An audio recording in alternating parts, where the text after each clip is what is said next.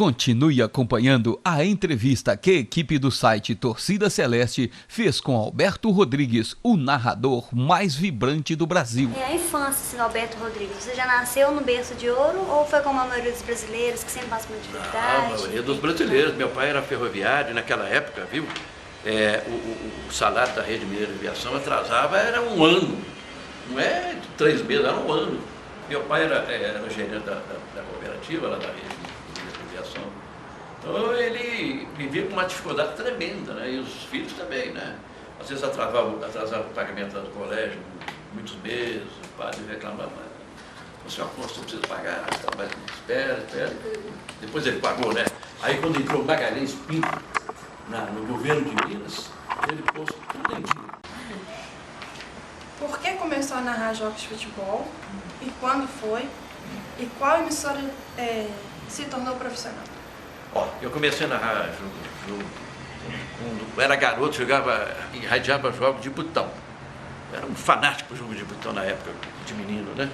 Então eu comecei narrando jogo de botão, ouvindo aqueles grandes locutores lá do Rio, São Paulo, porque dificilmente em Araxá você sintonizava uma rádio de Belo Horizonte. Quando fizesse, chegava lá no fundinho, não existia ainda Itatiaia, né? E existia Guarani, mas não chegava lá. Então, comecei narrando jogo de botão. Depois, quando eu estava com 16 anos, eu fiz um teste na rádio Imbiara de Araxá. E passei no teste, né? E comecei a narrar futebol lá na rádio Imbiara de Araxá com 16 anos de idade. Só depois que eu vim para Belo Horizonte. Se tornou profissional? Profissional mesmo. Depois eu comecei em Belo Horizonte na Rádio Minas, que hoje já não existe mais, narrando futebol, salão, vôlei, basquete. Inclusive narrei o Campeonato Mundial de Basquete em 1962 pela Rádio Minas. Depois saí da Rádio Minas, fui convidado para a Rádio Itatiaia em 1963, aí realmente me tornei um profissional, porque assinaram minha carteira, aquela coisa que eu me considero realmente daquela época para cá como profissional, 1963 na Rádio Itatiaia. Como e quando surgiu a forma que todos conhecem de narração dos gols do Cruzeiro? Minha marca registrada é essa do gol, né? Começou, não quando eu comecei a minha carreira, mas foi numa decisão de Atlético Cruzeiro, por volta de 1985. O Cruzeiro venceu de 2-1 o Atlético, o Mineirão estava totalmente lotado, eu estava na Rádio Confidência naquela época. E o Dario marcou o gol do Atlético, 1-0. Aí o Palinha, velho Palinha, marcou o gol de empate e marcou o gol de desempate. Naquele gol de desempate eu fiquei tão empolgado que eu comecei a narrar. Gol. E pegou, né? Pegou até hoje, ficou. Uns acharam ruim na época, coisa feia, isso aqui. Outros acharam bom e ficou uma marca que talvez não tenha essa marca hoje no Brasil, né? De narrador de futebol, esse gol, mais extenso que eu faço hoje. Tem algumas imitações por aí, mas não tem ainda, né? Do Alberto Rodrigues é exclusivo, né? Ficou exclusivo, né? Ficou exclusivo. Mas alguém próximo à família está ligado à carreira? Não tem ninguém, meus irmãos. Não. Eles gostam de esporte, mas não ligaram a carreira, ligaram a carreira de narrador, de comentarista. Então eu fiquei com o representante da família, né? Da família Rodrigues Lima. Verdade. Há quanto tempo você trabalha na Rádio Itatiaia? Eu comecei lá em 1963. Saí de lá em 1966, porque eu não fui escalado para ir à Copa do Mundo, fiquei chateado, recebi um convite da Rádio Confidência, fui para a Rádio Confidência. Aí, fiquei na Rádio Confidência durante, acho que 9, quase 10 anos. Aí a Rádio Itatiaia tinha que fazer uma Copa do Mundo na Argentina, em 78, ia mandar acho que 2 ou 3 locutores, e não tinha um locutor para ficar aqui para narrar os jogos. Então o Oswaldo me chamou na época para voltar para Itatiaia em 1978, eu voltei.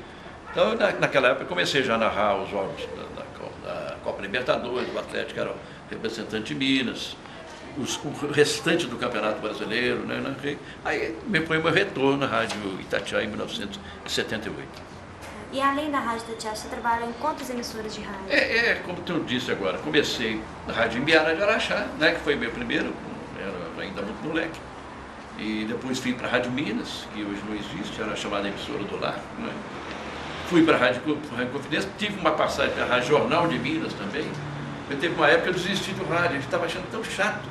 A Rádio Confidência, que não fazia grandes horas, não sei o que, eu não vou mexer, já trabalhava em outro lugar.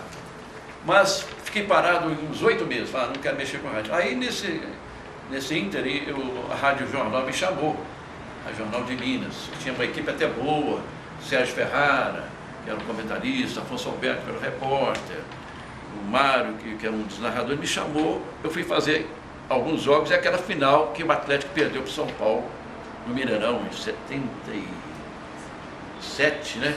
O Atlético perdeu para o São Paulo, o pessoal errou o pênalti que não acaba mais, né?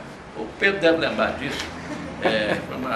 Aquilo foi um choque, né? O Atlético perder dentro do Mineirão, fazendo a melhor campanha do Campeonato Brasileiro para o São Paulo, na questão de pênalti. Toninho Cerezo errou o pênalti, todo mundo errou o pênalti. Então fiz aquele jogo pela Rádio Jornal de Minas. Aí a Itatiaia voltou a me chamar. Então são essas rádios que estão hoje no meu currículo. Se não fosse narrador de futebol, o que Alberto Rodrigues gostaria de fazer na vida além, é claro, da vida pública? Eu entrei na vida pública por uma questão assim de uma oportunidade, alguém me incentivou e tal.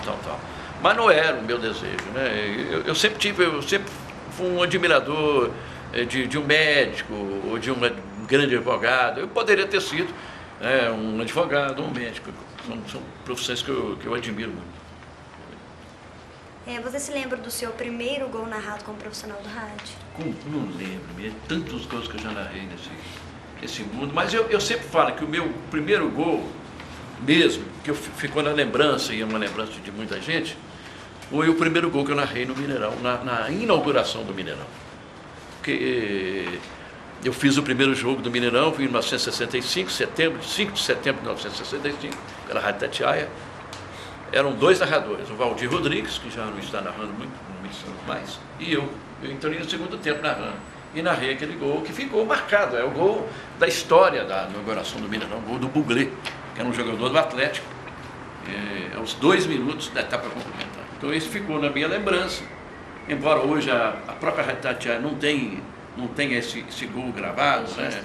Desperteiro esse gol, não sei aonde, nas mudanças da rádio, mas não ficou na minha lembrança esse primeiro gol do Mineirão. Qual o jogador da história do Cruzeiro mais lhe empolgou como narrador? Foram muitos, né? Nessa minha andança aí por muitos anos no rádio, narrando principalmente jogos do Cruzeiro, mas no princípio, ali por volta da década de 70, 60, 70, jogadores empolgantes, né? Como o Dirceu Lopes, como o Tostão, dava gosto de ver esses jogadores jogar. Depois, um pouco mais para frente, o Joãozinho, que era um bailarino, eu chamava ele de João Travolta, porque naquela época o João Travolta era um dançarino, né? Dançava muito bonito. E ele fazia aquelas jogadas sensacionais, dançando, driblando o adversário de maneira esfuziante, né? Então a gente colocou o apelido de bailarino da toca, ou então o João Travolta, né? O Joãozinho Travolta, né?